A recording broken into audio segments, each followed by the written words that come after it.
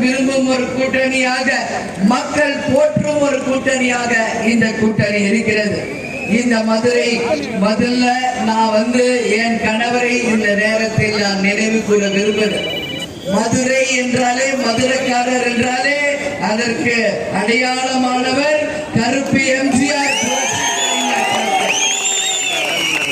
நான் எப்பொழுதுமே இந்த உலகத்திலே எந்த கண்ட்ரி போனாலும் கேப்டனுக்கு மிகவும் பிடித்த ஊர் தான் பிறந்து வளர்ந்த மதுரை.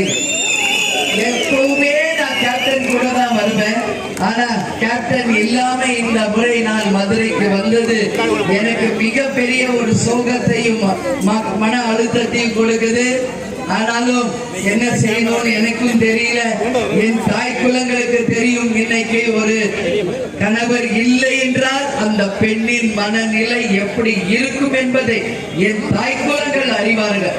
ஆனால் அண்ணன் நான் வீட்டுக்கும் கேப்டன் கோயில் தவிர எங்குமே போகாம இருந்தேன்.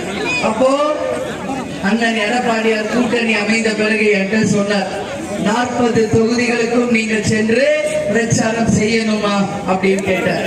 நானும் அண்ணன் சொன்னதற்கு கூட்டணி தர்மத்தை மதித்து தமிழகம் முழுவதும் 40 தொகுதிகளுக்கு சென்று 35 தொகுதிகளில் இரட்டை இலை சின்னத்திற்காகவும் 5 தொகுதிகளில் கொட்டு முரசு சின்னத்திற்காகவும் என்னுடைய பிரச்சாரத்தை முடித்து இன்றைக்கு கடைசி நாளான இன்றைக்கு கேப்டன் பிறந்த மதுரை மண்ணில சரவணன் அவர்களுக்காக இரட்டை இலை சின்னத்திலே வாக்குகளை கேட்க வந்து விடைபெறுகிறேன். நன்றி, வணக்கம்.